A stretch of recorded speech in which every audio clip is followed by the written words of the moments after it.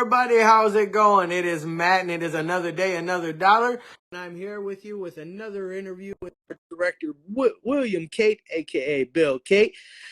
Just waiting for him to add on into the group here. And let's see here. I got him invited. I just need to have him join in, and things will be all set to go. Hopefully things are all swell out there in movie land. I hope all of y'all are having a great, wonderful day, morning, evening, dawn, day, or dusk, all that lovely stuff. Just need Bill to pop on in. Yeah. There we are. Let's bring him in. Adding. Do, do, do, do, do, do. Do, do, do, do, do, do. Hey, it's Bill. What's up, buddy? How you doing? How are you? I am fantastic. I am just having another day, another dollar, having a little bit of a little drink of water and just hanging out, getting ready to interview one of my favorite directors. Cool. So let's talk about some of your films. Let's start with the first film I ever reviewed of yours, which is The Grizzly Crimes of Doll Man. Wow, that takes me back. That was that's my COVID film. I shot that during the COVID lockdown when we could, when we were all locked down, we couldn't go out, couldn't see people. And and I was just alone, and that's why all of the victims are dolls, because I couldn't have friends acting it, I couldn't get people, so I just, a la Gour, because I'm inspired by Gour a lot, and he does a similar thing where he would like cut up these baby dolls, and I loved those. I saw a few of his, and that got me excited. And so that's how that film came about. It was just me being bored during lockdown, and I killed all these dolls. My cat's bugging me. But it's okay. Yeah. If you noticed, I had to kind of toss one down over here. Gotta love the felines. Yes. Yeah. Yes. Yeah. So I really enjoy The Grizzly Crimes of Doll Man. I think it's a one that doesn't get talked about enough. It definitely is underrated in my opinion. But it was so much fun to do. It was just like, it was a perfect distraction from what was going on in the world, because the world was like dying then. It was just a weird time, and so to get out my frustration or whatever, I just killed dolls. and it was great. Yeah, I just had fun. I just tried to come up with as many like weird ways of like cutting their heads off and setting them on fire and dragging them in dragging them with my car, and they were dolls, so I just figured, all bets are off, and I just kind of went nuts, and I had a lot of fun. Yes, and I can tell you had a lot of fun with it, because it definitely has some really just great little moments in it, and I really liked that one. And then I think, what did I review next for you? Was it Kano Vision, or was it the Safe Space Trilogy? I think it might have been Safe Space Trilogy. Yeah, which I brought those with as well. Yeah. I have to show off these bad boys. Got all three. Awesome. That's good. Yeah. The one thing I want to say about those is the key to all those Safe Space trilogies is not me. They're all the filmmakers that are in them, like from Brandon Terry to Gore to Whitegardnia to, I met so many great artists, and they're all on, some of them did, like Gore is on all three of them, and Brandon Tanner James, he's on two of them. He does some oh my god, he does the funniest film in, I think it's the second one, his short in that one, so funny. But yeah, I mean, they're nothing without obviously the other people and all the other filmmakers. They all deserve shout outs because they're all really, really good. And I surprisingly got a lot of film. People sent me a lot, and I didn't take all of them. There were, I hate to say it because I don't want anybody out there to see it and be like, oh, why didn't you, you know? But there was a couple I turned down because I just didn't think they fit, and you know, they just weren't that good. And the ones I did choose, I thought were really good. And I mean, I like that the first one opens up with Brandon Terry's, I think it's called Snuff Tape, and Yes. it's like it's a 10-minute little faux snuff film. It's a lot of fun, really nice and to the point. I love it. I really like it, and I wish he would do more because I really like the stuff he's done because I think he does some really cool stuff. And obviously I love Gore filth. I mean, I don't know anyone who doesn't, because everyone loves Gore filth. One, because he's a great guy. Two, his films are so fun, you know. So definitely. yeah.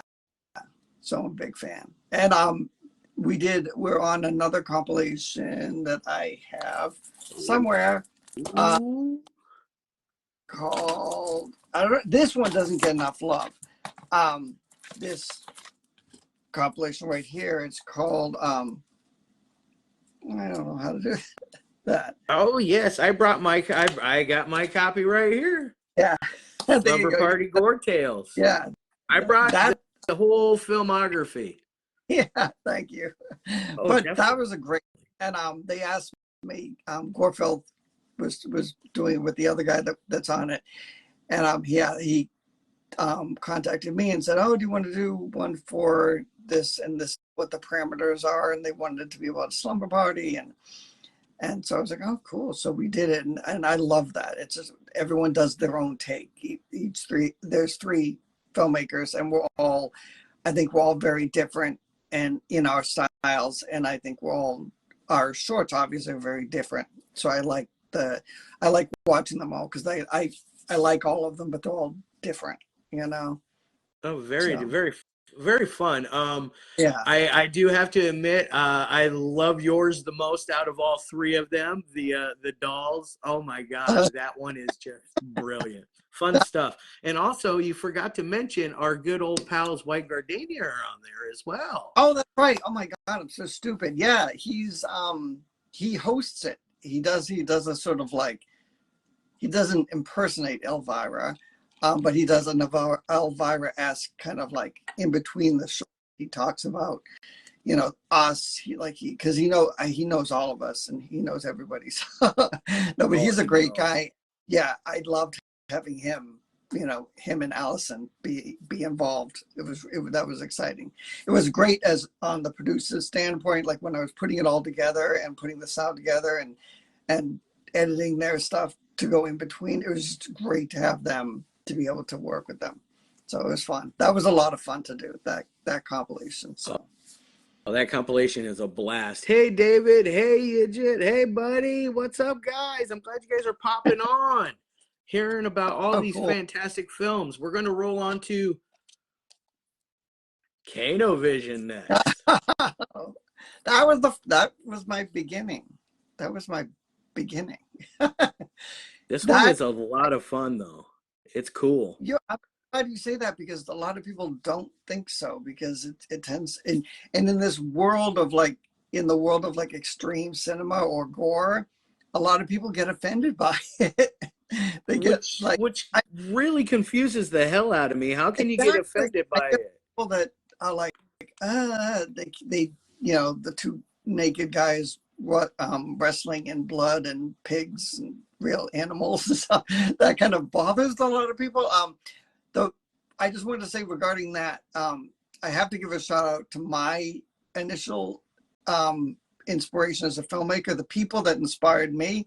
I'm like an old aged punk rocker from the 80s and 90s, and I was really into the New York no wave scene, like Swans and Pussy Galore and Fetus and all those bands. And what came along with that music was this amazing film scene, the cinema of transgression with Richard Kern and Nick Zed. I can't give a bigger shout out to people like Richard Kern and Nick Zed for how they inspired me as a filmmaker, because their films were like big FUs to they would do them with Super 8, and Richard Kern would like go to like the little store and get a cartridge of Super 8 film. He'd just pop it in and just walk around New York, the Lower East Side of New York. This was back when New York was cool and it was like everything was on the street, you know, and they would just make up as they went along.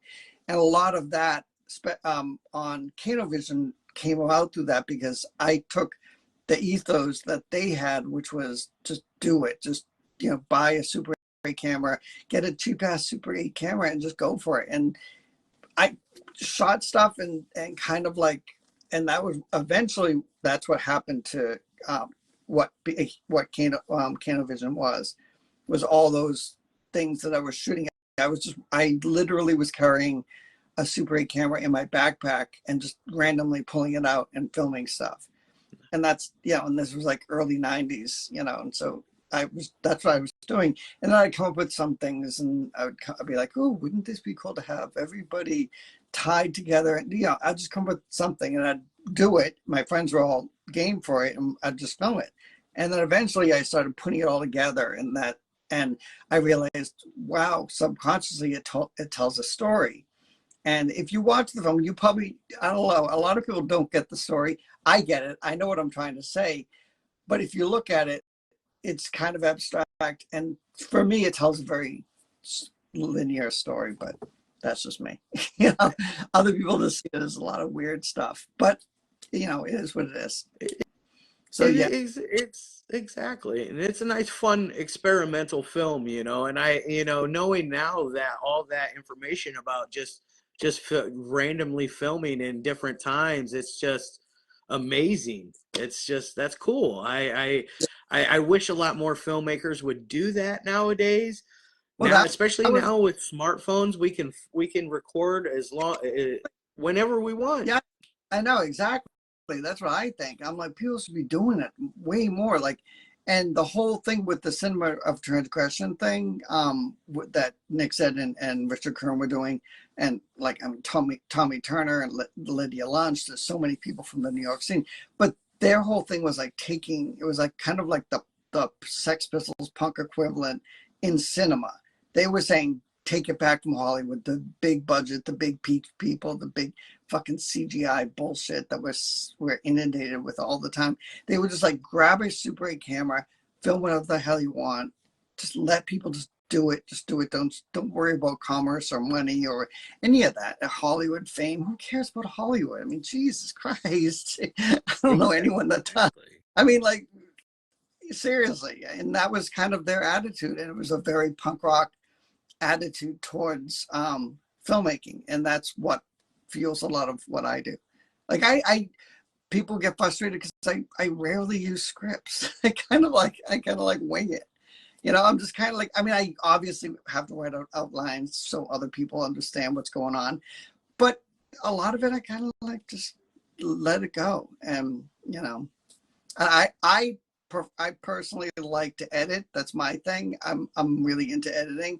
So I like to kind of, that's where you can tell the story. You can take footage and the way you edit it can tell your story. So that's my favorite part, when I'm alone with the footage and I'm watching it with my video editor and I'm like my computer and I'm just kind of like putting sound and visuals together. You know, that's the funnest part for me. Oh, nobody's definitely. bugging me. And you're very accomplished at editing. Definitely a lot of seamless stuff. Hey, Olivia. Oh, and Yijin has a question. He wants to know what you think about the Whitegardnia clips on the safe space stuff. I'm a huge, he's another one that I'm a big fan of, is Whitegardnia. It's funny because my Whitegardnia story is actually very funny. And I told Daniel this. We started talking because we had mutual friends on Facebook, and I started talking to him and we would go back and forth. And he expressed interest in being on one of the. Oh no, he was at the beginning. He was in the first Safe Space, his band and everything. But he I said to him, I was like, oh, I'd love to see some of the stuff you're filming. And he was like, oh, give me your address. I gave him my address. And I thought I'd get one CDR, you know, with a couple little like things. He sent me 7 CDRs with, I would say it's total to like, I would say like 2-3 hours worth of stuff. I mean, that man is very dedicated. He works a lot. Definitely. Oh my God. Definitely. He does a lot of, I mean, and to be honest, some of it I couldn't watch because it gets a bit, you know, no, I'm not disrespecting. Some of it I was like, oh, like the finger, you know what I'm talking about. The Yeah. finger was like, holy moly.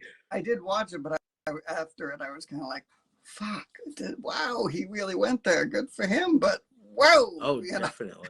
So, yeah. Definitely. But I'm a huge fan. And so, like I said about the slumber party thing, I was excited.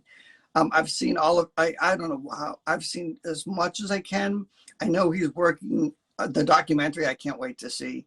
That's coming up. That's going to be awesome. And I know he's working on it. And we've been talking about something that I'm producing, that a kind of weird Christmas film that I'm trying to put together. And Gore is Whitegardnia are also part of it. We're looking for a couple other people, but yeah, I love him. I've seen as much stuff as I can of Whitegardinia's stuff. Because he's literally, he sent me hours worth of videos. And I sat in my room when I was just like, holy fuck. I enjoyed all of it, but some of it, I'm not gonna lie, I had to close my eyes. Oh, and I know there was parts where I was doing this number. Exactly. Yeah, exactly. Just like you. And I told him that. I mean, I'm not gonna lie, and I said, yeah, I had to look away a couple times, and he just laughed. And he was like, yeah, well, he's like, if you got through all the discs, you got through a lot more than other people have. So I was like, yeah, and I love them, but they can be a bit extreme for me. And now I'm going to throw on to my most recent review. I'm saving my favorite film of yours for last, just to let you know, and you know what movie it is, what film it is.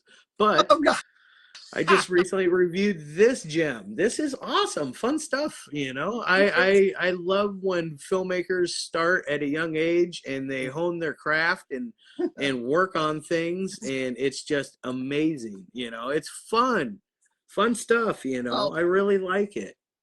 Well, you're a part of that, because I said to myself, I don't know if I didn't know if I was going to put it out, or anything. And I decided I would press out one copy and send it to you. Literally, that's what I did. I pressed like, I think 4 or 5 of them. And one of them was for you. And I was like, and I wanted to get your opinion. I wanted you to watch it. And if you said, this is worth watching, then I'd press more. And you said it was worth watching. So it's going to be available in my Etsy page. Eventually, like soon, it'll be up there within a week or so. But yeah, that I don't know, just to explain, it was a film I shot when I was 16 years old, and there's also 2 other. It's a film, the Theater of Pain. I shot 40 minutes long, 40 minutes, and I shot that when I was about 16. And then there's also Mad Slasher 1 and 2, and those I did when I was like 13. And so, I mean, I've been filming forever, but yeah, that's what that's what's on that. But the thing is, I watch it. No offense to Things, but I watch Things, and it looks like it was shot on Super 8. It just has that feel. I don't think it was, though. I think it should have been, but it has that feel. I think it's shot on 16 though, but I don't know. But to me, it looked like a Super 8 film, and I know a lot of people that have watched things and nobody can follow it.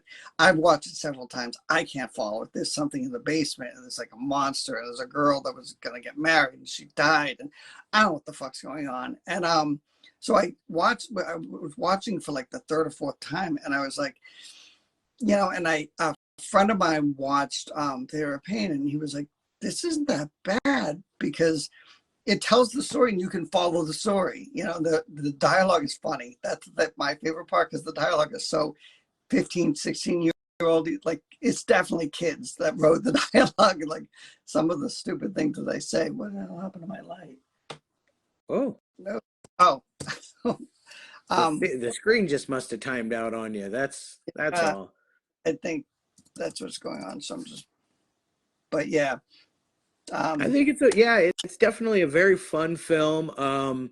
It's extremely coherent for 16-year-olds to make, and same with Mad Slasher 1 and 2. Those are both fun as well.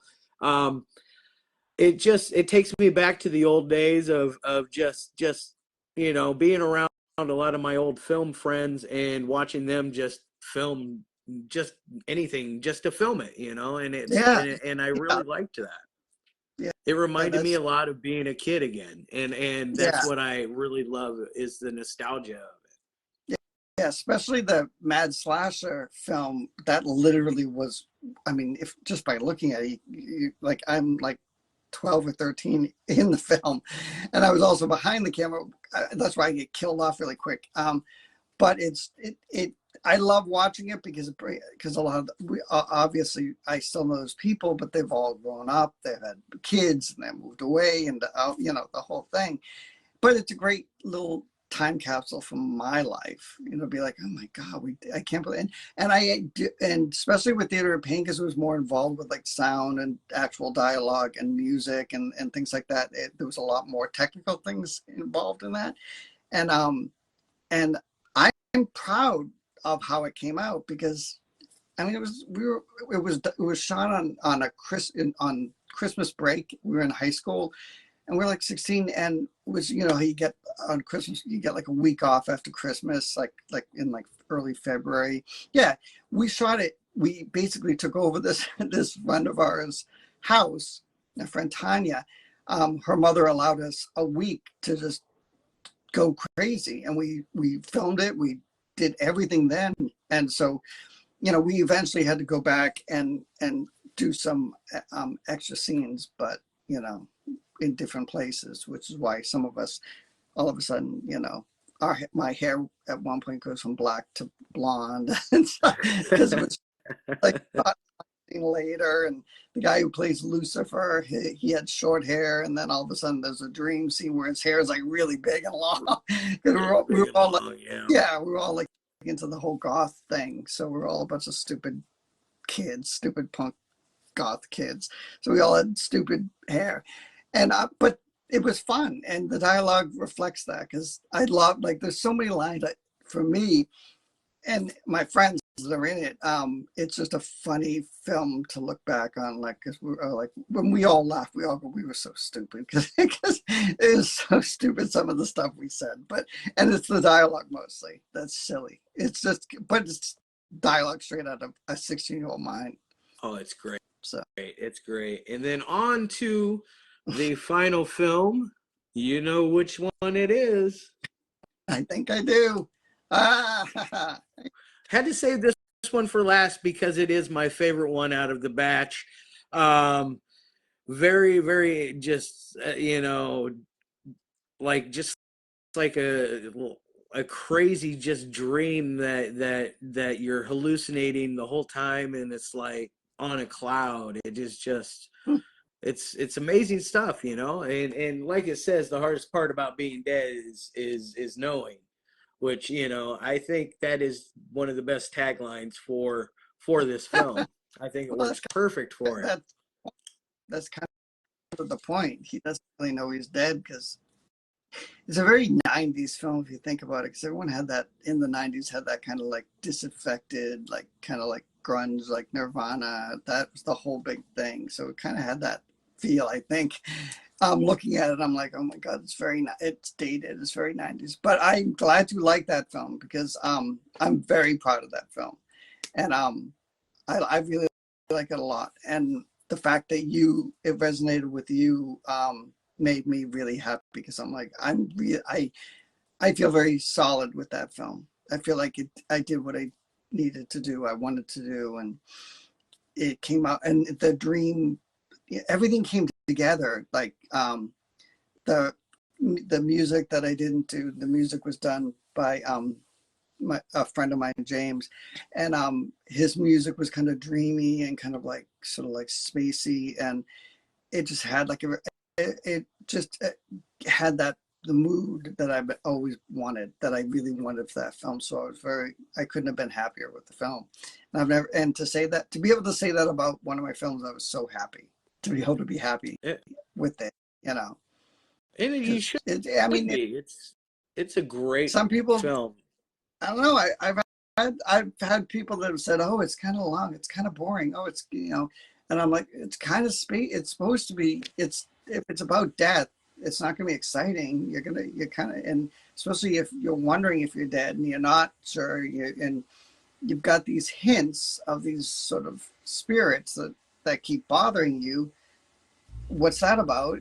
I don't know. It was, to give it credit. The two films that it inspired it was Carnival of Souls by Roger Corman, which is one of my all-time favorite films, Carnival of Souls, and a lesser-known Jim Jarmusch film called Permanent Vacation, and that's an amazing film. If you see that, the cool thing about Permanent Vacation, on the side note, is there's like people that eventually become insanely like big artists, that make cameos because and he literally did it he followed a guy around with like a Super 8 camera filming a junkie around New York, the Lower East Side. Again, that's where all the stuff that I love comes from, and that time period. And he just kind of walks around and he goes from house to place, shack to shoot up. And but there's like one shot where Basquiat, Jean-Michel Basquiat, is just sleeping on a couch, and then I think they went into Andy Warhol at one point. There's just like people just wandering around, but they're all like these prominent artists and people that have ventured. John Laurie, who becomes an insane musician, saxophone player and actor, like all these people. So it's a great film, and I took that wandering idea, that dreamlike wandering idea. Theirs was because of heroin, mine was because of death. Oh, here's my cat. And so, theirs was their film, Jim Jarmusch's film was dreamlike and wandering because he was a heroin addict and he was just looking for his next fix, and mine was that the guy was dead and he didn't know it, so he was just wandering around trying to figure out what the hell's going on and who are these spirits that are bothering me and why. And so, but those are the two films that God, dude, you gotta go down. Oh, But gotta make a cameo. They always gotta make a cameo. Oh yeah, they need. Yeah, she ignores me all day, and then the second I'm doing something, she's like, yeah. But I'm just, on the side note, I just want to thank you for liking the film, because I really, I personally like it, and I just like to hear that somebody else got it, because it is a little odd, but whatever. Hey, if it's not their cup of tea, that's they just didn't understand it. Because there's films out there like some of my favorite films are like The Seventh Seal. It's a very slow, dull, and boring film, but it's a masterpiece. But I think that it's very, very, it proves that slower paced films with the slow burn like that can still be really good and that's what intriguing. Yeah, that I've got that regarding Spent. People were saying, "Oh, it's a good film, but you could cut about a half hour out of it." And I'm like, for me, the length and the slowness is a character in the film. You know what I mean? If that makes any sense, like it kind of like it lulls the audience into a certain kind of like spacey, bored, not necessarily bored, but just kind of like you know, because I don't think it's boring. But I've had people say, you know, oh, if you cut a half hour out of it, and I'm like, that yeah, all the action would happen, but that's, I think, to me, that for me, I see that as a sad sign of the times. Like everything has to be fast and you know, fast effects and blah blah blah blah, blah. It's just like, stop it. I And agree. Everything's all about substance over style nowadays, yeah, and I hate that, and it just yeah. drives me nuts. You know, I see we're rolling on 30 minutes here. Holy Oh my moly, God, we just I'm yes. sorry. Oh, Oh, it's you're fine. I've been keeping you from your night, you know. I do want to ask you one last thing. yeah. What would you like to end your amazing interview with? Any thoughts? What's your future like in film? Well, first of all, I want to thank you for having me and talking to me, and liking my films. I like the fact that you like the film. So, but as far as like what I have, I'm working on a film called Bloody Face. It's a short film, but two of the actors kind of bowed out. So I'm right now looking for people. That's my hardest thing is getting people to be in films, because nobody wants to do it. It was easy when I was a kid because everybody was up for anything, you know, and now people are like, no, no, no, you know, Oh so, yeah. which is understandable. You know, priorities in life and stuff gets in the way. So I get it. But yeah, so I have that going, and then so there's like two or three shorts I'm working on, and then the release, as far as like a release, is the Christmas Gore, there's a Christmas Gore film, Christmas Gore film that I'm working on, which is another collection of shorts that I'm working on, that I'm going to do one. Whitegardnia is going to do one, and Gore is going to do one. So far, those are the three. But we're looking for more. We're looking for a couple more, and that's going to be. We want to do that as like sort of like, we thought it'd be fun to do like a Christmas thing, a Christmas themed. The only connection is with all of them is you have to use the elf on the shelf Ah, doll. That's yeah, and ah, and very cool. Very the elf. cool. It just, I don't care what you do in your film. It can have nothing to do with the elf on the shelf. Actually the short I'm doing doesn't, the elf on the shelf basically is just a watcher. He's just kind of watching the violence happen. So whatever. And then I think Gorefeld wants to like dissect one, and just like you can cut it up and you can do whatever you want. You can incorporate but somewhere in the film, that elf on the shelf, that little fucker has got to be there. That's it. That's that, you know. So, but that's it. Nothing real big that's going on, but that's the kind of stuff that we're working on. Awesome. That's great to hear. You know, I'm always a huge fan of Christmas horror themed Yeah, films. So I will definitely be excited to see when that one pops out, because that just really just those are the back to nostalgia again. It reminds me of good yeah. old days of like Silent Night, Deadly Night, and Oh Christmas yeah. Evil, There's and Don't a Open Till Christmas. yeah. White Gardenia has a compilation of religious. I don't know if you talked to him, or you heard about the religious one. Yep. It's a religious beat. Yeah, that's really exciting. I have two shorts on that, and Oh, I know Gorefeld's on that as well. I saw Gorefeld's short for it. He sent it to me. Oh my God, it's really good. It's nice. so we like That's exciting. like Gardenia, like Daniel gave us each like different passages in the Bible that we get to do whatever we want to address it, you know. And I guess he's got like 20 people. Like it's going to be it's a big undertaking, and he's going to be editing it. I think he's editing it now, or I I don't know. think I'm so. not. Yeah, but I'm excited. I can't wait for that to come out, because because I'm on it, but Gorefeld's on it. We all, the films are only like three, I think we got like a 3-minute, like, you know, seriously, because there's so many different filmmakers. I think everybody in the quote unquote underground, it is doing like a short for it. So it's exciting. You just get a passage from the Bible and you get to do whatever you want. And I had a lot of fun doing mine.